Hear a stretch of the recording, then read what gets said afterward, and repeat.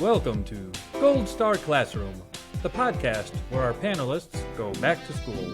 We'll grade them on their answers to a variety of general knowledge and trivia questions. They don't know what we're going to ask, and we don't know what they're going to say. The student with the highest grade at the end of the class will win the coveted classroom prize, the Golden Banana. I'm your host and headmaster, Professor Jerry Jaffe. Welcome to today's episode of Gold Star Classroom. I'm your host and headmaster, Dr. Jerry Jaffe. It is my pleasure to introduce to you today's students. Sitting on my right, Associate Professor of Biology at Lake Erie College, Dr. Zane Johnson. Good to be here, Dr. Jaffe. Well, thanks for joining us today.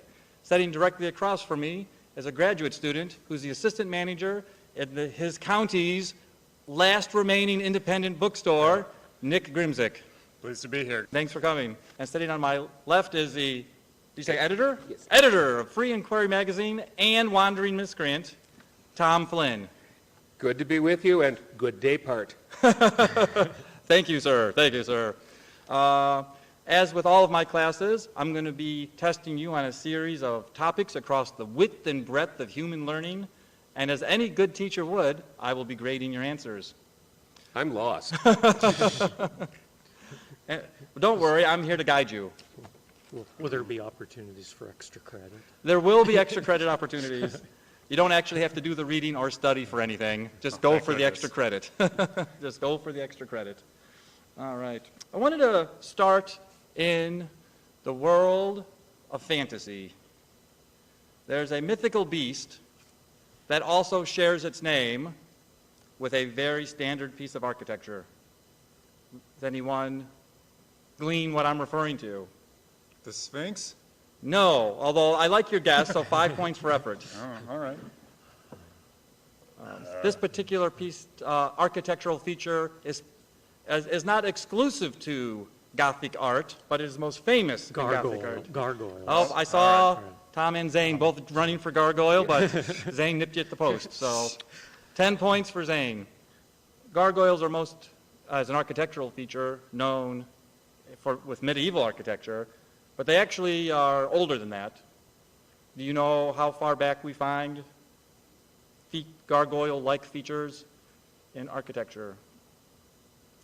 They're just kind of like genuinely like just the ugliest little water spouts you could possibly make. I don't, that's a pretty vague thing. How specifically, like the classic squat little thing with demon horns and little wings? What I like about your comment, Nick, is that you use the phrase water spout. So you get a gold star. Oh, fantastic. Because to be a gargoyle as an architectural feature, you must be a water spout. Other types of ornamentation have other names for what they are. So the gargoyles are just the water spouts. They're just the water Really? spouts, yes. I seem to recall seeing somewhere that the ancient Egyptians had something like that. 10 points for Tom. The oldest known decorative water spouts for Egyptians and Greeks and Romans might have been other animals, not that sort of monster, grotesque monster, but these sort of decorative animal water spouts go back to the Egyptians. So that is correct. Amazing, since the Egyptians probably only needed them when the Nile was flooding. There's a generic term for any architectural feature that is just a protrusion, even a decorated doorknob or any little decorative flare on the side of a building or in a ceiling. A buttress? No, not a buttress. But I'll give you a point because it also starts with the letter B. Ooh. This is Balustrade. not balustrade? No, not a I'm balustrade. just saying words from history that start with B. now. Napoleon Bonaparte. Okay. No. Boss features. A boss feature is any architectural feature that sort of protrudes and is decorative or ornamental. The word gargoyle is an interesting word. Do you know what word it's derived from or what its root word is?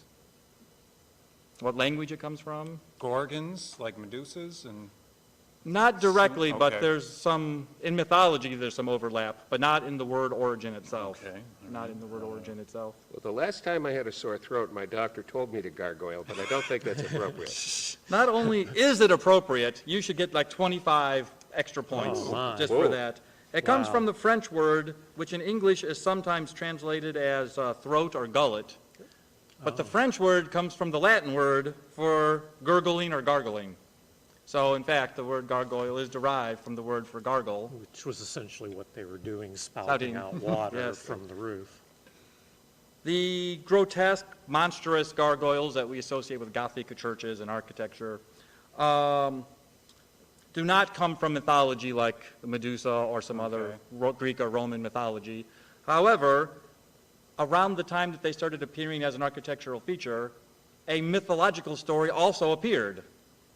And they sort of got dovetailed together in the popular imagination. I wonder, as an open field question, anyone know the famous legend of the gargoyle? What the original gargoyle monster was? What the story behind it was?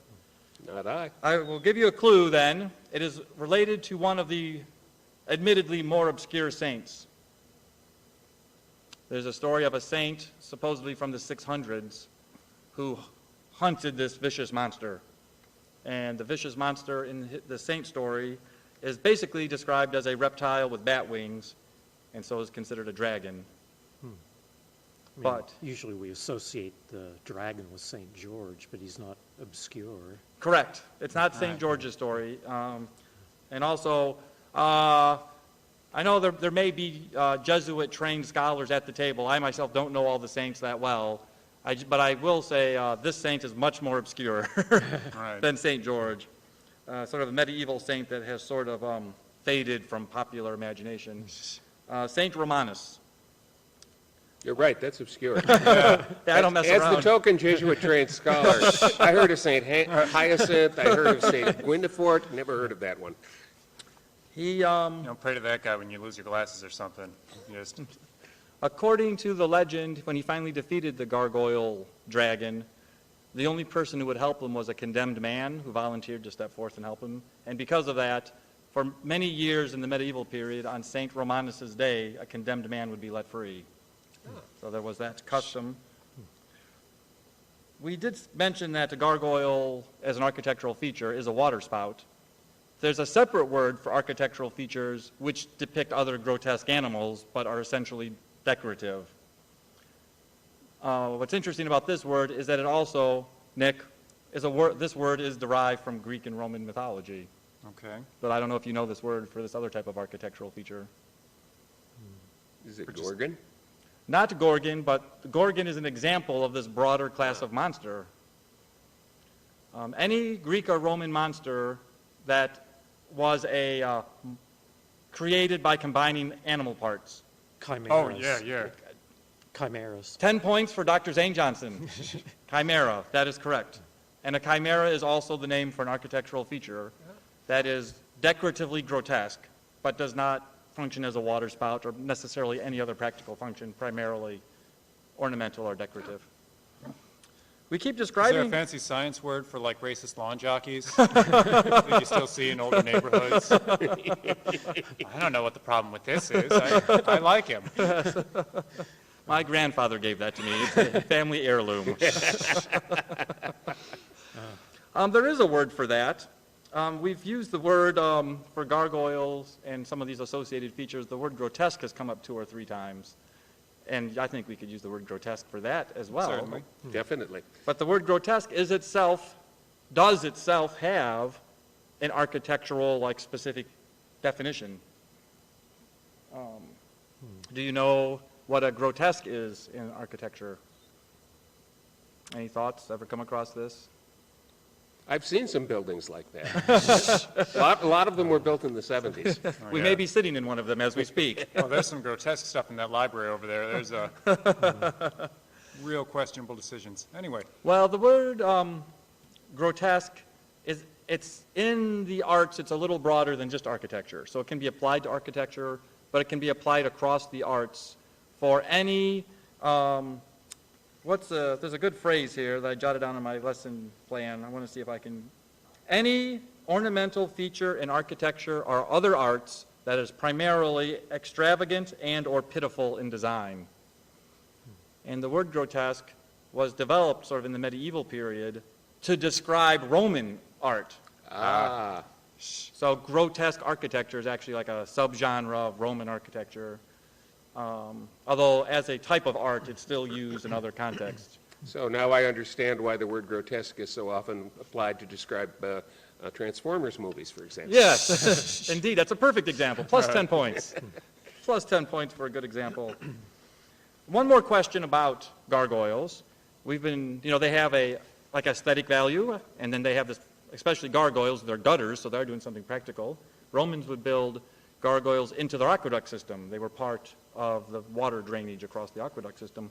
But they are supposed to have, according to legend, one other purpose, or one other widely accepted explanation for why we have gargoyles on buildings. Anyone know what that legend To is supposed to scare away the pigeons. To frighten evil spirits? be? We have a winner! That's the A-plus answer. That Jesuit training coming through again. To frighten evil spirits away, and especially with its association with Gothic architecture, that included, by the way, witches. That supposedly would scare away witches or other evil spirits. Big problem in the Middle Ages, witches. Yes. All over the place. Well, they They must have. couldn't kill them fast enough. Constantly. Well, they must have done a good job because I've never met a witch in the 21st century. So I wonder if they got them all. Thank goodness. There is a technical word for that kind of voodoo or magic that you think keeps evil away. You know the technical word? Warding. Warding is another synonym, so I'll give you 5 points. But this word is much more technical than that. It's a kind of thing that either historians, philosophers, or in fact people who practice Wicca or other magic-based belief systems, you will use this word to describe the act of creating wards or other artifacts or spells that will keep evil away. The tragedy is that on a podcast, no one can hear me shrug. I wish my students at home right now could see Tom shrug, though. It is a thing of beauty. A thing that almost transcends the senses and you can appreciate as It is truly grotesque. See, in my experience, where high school students who practice Wicca go to escape from the evil in their lives, it's called an anime club. They've been known to congregate at Hot Topic. Although I would like to point out Hot Topic is in no way a sponsor of this program. Right? And especially won't be now. Apotropaic magic. That's the technical word. Wow. Apotropaic magic. This program is educational. Heck yeah. You find me another podcast where they are explaining the relationship between apotropaic magic, gargoyles, and ancient Roman architecture. Apotropaic. Yes. You can see? There you go. Wow. Hope you're watching this at home. Yes. We're all reading my lesson plan right now for We'll students. spell it out for you at the end. As the great Stephen Fry once noted, having a great intellect is no path to being happy. And I feel like this is a class full of happy people. You can go a lot of ways with that. Wow. I'm going to tear down your illusions. That's fine. I'll tear down your illusions. It's what I do for a living. That's why we invited you here. And that is such a charitable suggestion of yours. I thought I was recently came across the 2012 report by the National Philanthropic Trust, and it's full of statistics about American charitable giving. And since this is something that you often hear people make claims about and is misinformation about, we would see if you know at least according to this relatively reliable source, the kinds of statistics and amounts of money that are circulating around American charities. My first question is, do you have a guesstimate for the percentage of households in America that give to charity? Like reported or actual? Well, this is according to the National Philanthropic Trust, and so it's considered Okay. relatively accurate, Okay. Number. So we're looking for like the real number. the real number. I'm going to say not what- 65%. Not what people put on their income tax returns. Right. Unless that's where they derived this number from. I didn't fact check the facts, I just went with this report. We have one offer on the table of 65%. If we're going realism, I'm going to say like 25. Oh. Maybe not even that much. I was going to go with something at or below 15%. Yeah. According to the National Philanthropic Trust's 2012 report, 95% of households give to charities. Hold on, because what do we consider a charity? Do we consider writing off a check to some actual philanthropic organization charity, or does somebody consider giving pocket change to the Salvation Army guy next to the Walgreens at Christmas time? Is that charity? I think you got to lump that in to get to 95%. Okay, yeah, okay. It is actually interesting you would bring that up because one of the controversies around about evaluating American charities is you'll often hear it said by, say, talking heads or commentators that Americans give the most money to charity. And there's probably ways to make that true, but it's been pointed out by international agencies that even though America will describe itself that way, they actually do not give as much money to the poor or the hungry or those types of charities. Americans give a lot of money to like the symphony, to alumni associations, which are all NRA. worthy causes, by the way. But nonetheless, this part of what, I don't want to say inflates this figure, but is that it includes all types of charitable giving, not, shall we say, only sort of need-based charitable giving. And I do have, in 2013, there were 4 major areas that charitable dollars went to. I wonder if you can somewhat guesstimate what those 4 areas might be. Well, I know the largest one is going to be religion. You are correct, sir. Over 30% was religion. There's 3 more categories. Senators, congresspeople. Yeah, or would we count political donations I'm going to as say, charity? Based on the statistics I have, they're not counting political Okay, donations okay. as charities. Arts organizations then. Arts organizations is not a category in the breakdown here that I'm giving. I have other Okay, statistics about giving to arts organizations. Okay. But they do have grant-making foundations. All right. That was actually the 4th largest with 11%. One area that I think of is charities related to animal causes, animal welfare causes. Yeah, I'm going to say that's not going to be in the top 4. How about education?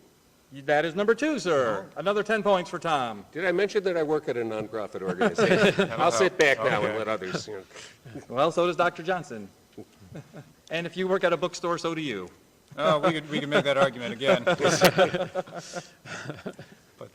I will say the 4th category, it's kind of the vaguest, really, but it's just human services. Okay. Okay. Is what they called the 4th one. In dollar amounts, what's the average annual household contribution? And again, this is an average. You can imagine there's a few families that give a lot, and maybe Some many don't outliers give that and then, much. But the average across that 95% of people, or households, I should say, 95% of households, This is a guess, but I'm going to say $600. $600. It is a little more than that. But it- that's more than what, 6,000? No, he said, Six- Tom said 600. 600. 600, oh, okay. Yeah, because that's got to be a huge number, because that's, we got to figure between, old money people giving millions and millions of dollars Sure. to their Yeah. old universities, and, somebody gets Well- $20 at the office. Yes. Yeah, so- Don't forget that nickel Do in you the want to put in a Salvation Army. guess, Zane? No, I was just going to mention that the mean and the median are probably quite different on something like this. And I assure you, my students listening at home understand that statement. And our ratings just dwindled. Yeah. Our mean ratings, or our medium ratings, or average rating. It's approximately $3,000 Wowee. is the average. How about the total? Americans gave X number of dollars. I'll give you a clue. It is in the billions Oh, Billions, really? in the year 2013. Okay. 120. 120 billion we have on the table. So more or less, this is the whole country for a whole year, including the old money and the top 1 Right. percenters and all of that. 20 billion. You're both way under, by the way. Damn. But he's more under than I am. Yeah, To make that clear. yes, to make it clear, it's over 300 billion. The figure here is Wow. 335 billion was given by Americans in the year 2013. I would like to take this opportunity to point out that the Gold Star Classroom's website does have a donate button on it.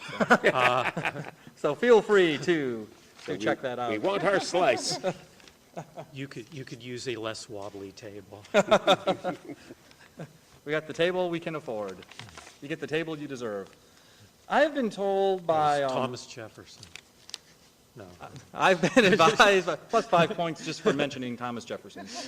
I've been told that sometimes my style of teaching involves a little too much constructive criticism, and I should do more to build up my students. So I have here in my hand a list of 101 random ways to praise students, and I would just like to tell you guys that you're spectacular. Aww. I feel narcissistic now. I'm motivated to achieve. And so you should be. I'd like to spend a few more minutes on a topic that my students listening at home will know is one of my favorite, dear to my heart, and maybe you'll know something about this, or maybe we'll educate the people listening. And that is on the topic of William Shakespeare. And I have some Shakespeare trivia. I have two main questions I'm going to ask you. The first question has to do with this. Amongst Shakespearean scholars and bardolatry, there's a lot of debate about the ordering of the plays, like when they came out, when they were written. But you can find standard lists that most scholars will more or less agree on. What is usually considered the first play by Shakespeare? Does anyone know or have a guess? I would guess it'd be one of the history ones where he's got to, appeal to somebody and build up his bankroll first before he can go on to the vanity projects. There's a kind of a logic to what you're saying, but you've taken it in the wrong direction. Oh. If you want to appeal to the masses and make your producers happy, what would you write? You need comedy. Correct. Yeah. Correct. And I'm going several to go of with, his first... I'm going to go with comedy of errors. I'll give you a few points, pity points, because that is one of his earlier plays. Okay. It's generally put in the top 5 or top 3, of earliest 5 or earliest 3. So, and there was a time when it was considered possibly the first one, but the more up-to-date list has it around 3rd or 4th. I was thinking it was one of his really dismal histories, Coriolanus or one of those. One of his other earlier plays was Titus Andronicus, Ah, that's the one I was which is thinking. considered a little bit derivative of Marlowe and also quite sensationally violent. Along That's a with good way to get people in the seats, though. Yes. I mean, Yeah. It is usually dated at 1589, The Two Gentlemen of Verona, which is another comedy, and in some ways similar to Comedy of Errors, by the way. There's some similar plot points and characters to it. Of course, Titus Andronicus is a remarkable play. I mean, among other things, it marks the first appearance in Elizabethan literature of the Gatling gun. I do not recall that off the top of my head, except in the film. Well, yes, Yes. of course. Yeah, the Abrams remake in particular. Yes. You had me going there for a second, Tom. Plus 10 points. Plus 10 points. I was literally like going through that play suddenly in my head. Gatling Yes. gun. It's all in the deadpan. You had me. You were reeling me in on that one. And one other aspect, educated folk like all of us here, if we were to name like a famous play like Macbeth or Hamlet, maybe you've seen it, maybe you've read it, but my question would be, do you know who like the main character is? In a lot of these plays, it's the title character like Macbeth or Hamlet. But of course, in these plays, there are other important characters. So I'm not talking about minor characters or extras, but just that maybe they don't have the same name recognition as Hamlet or Macbeth or Romeo or Juliet would now, have. can you check your computer? Because you keep saying Macbeth inside the theater where we're shooting this, and that's... I got hella superstition drummed into my head about that for all my training. Well, Tom and I are here to banish superstition. Oh, okay. So later we're going to shatter a mirror and walk under a ladder and open umbrellas in here. and All then right. and then eat a black cat. Which play has an important character in it called Duncan? That's Macbeth. Yeah. I got you to say it. Son of a... Yeah, that's- Gold star and 2 for bravery. My own arrogance. yeah. Which, and these are all, by the way, pretty famous plays, so I'm not using any of the obscure ones. These are all, the answers are play titles you've heard of. Which famous Shakespearean play has an important character in it called Cassio? Romeo and Juliet, isn't it? No. No, I'm wrong. And Julius Caesar has a character called Cassius. Exactly. There's Well, I knew that. Okay. Yeah. one guy's his name start with Cass or something, but Yes. Jan Cassius has a lean and hungry look. That's the one. Yeah. Othello. no. Cassio is the lieutenant that Othello is jealous of, and thinks that Desdemona might be, having Also the her inventor affair of the synthesizer. Also, yes, which first appeared in the play Othello. How about Tybalt? That's That's Romeo and yeah, Juliet. that's Romeo I think and Nick got it Juliet. in first, but you Yeah. were all on the right mean vibe that cousin. time. The main cousin. Yes. Um, Juliet's The mean cousin. I yes, said. the mean cousin. Hella sword fighting. Yeah. Not to be confused with the median cousin. Yeah, the one who kills Mercutio. No spoilers. Which play has a important character in it called Caliban? The Tempest. Correct. Dr. Zane, right on it. one of my favorite characters, but often sort of overlooked, but a major character, not a minor character. Which play has a character in it called Bianca? She is the sister to one of the main characters, in fact, the title character. Oh, The Taming of the Shrew. Correct. Right. Taming of the Shrew. The one they were actually into. Yeah. Yes. Who ironically turned out to be more the shrew by the end. That's the irony. The irony. In some ways, this is going better than I probably was allowed to expect it to go. So I'll try to end with just one more. This is an important character. What play is the character Cordelia in? King Lear. King Lear. Tom finally got one. Good job, Tom. I knew that one. All right. I'm going to give my computer 5 points for not crashing while we were doing this recording. I'm going to now calculate your grades and determine the winner of today's classroom prize, the coveted golden banana. But before I can finalize your grades, I'm going to give you one more chance to improve your grades through extra credit, Dr. Johnson. Oh, boy. And extra credit takes the form of me giving you a topic and then you sharing a fact about that topic, and whoever gives the most interesting fact gets the most bonus points. And today's topic is astronomy. Who has an interesting astronomy fact?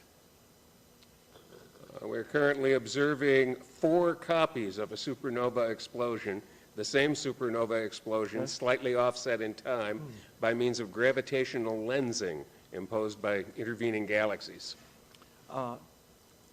I can confirm this. I just read the story yesterday as well. That's really good. That is really good. I mean, you can't make up stuff like that.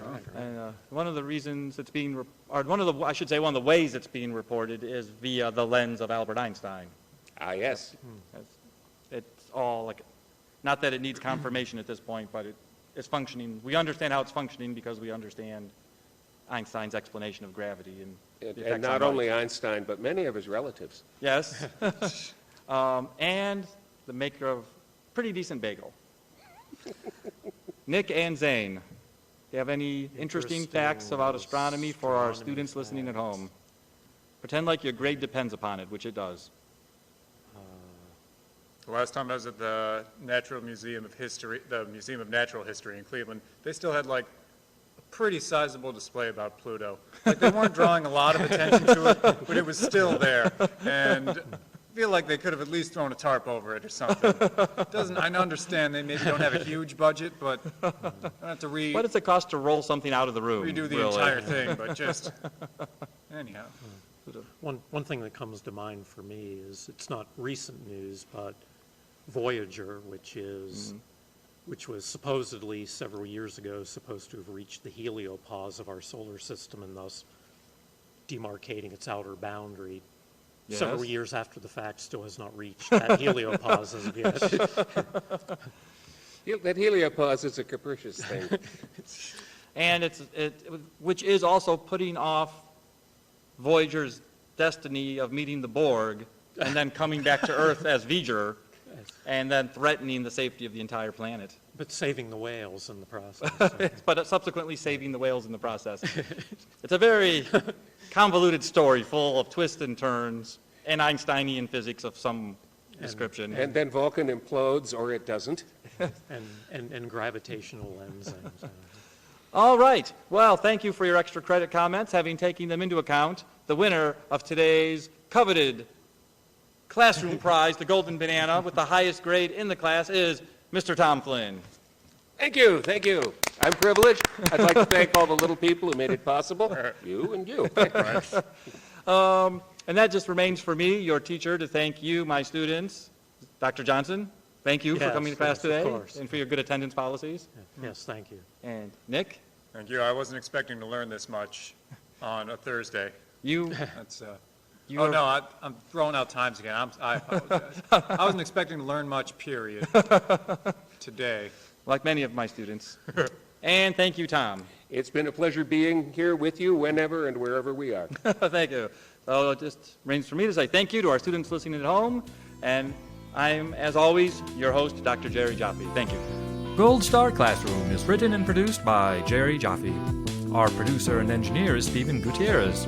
Original music composed and produced by Jeff Geddert. Mr. Geddard is also our assistant producer. All commentary and opinions expressed by guests of Gold Star Classroom are meant for entertainment purposes only. For Gold Star Classroom, I'm Jerry Jaffe.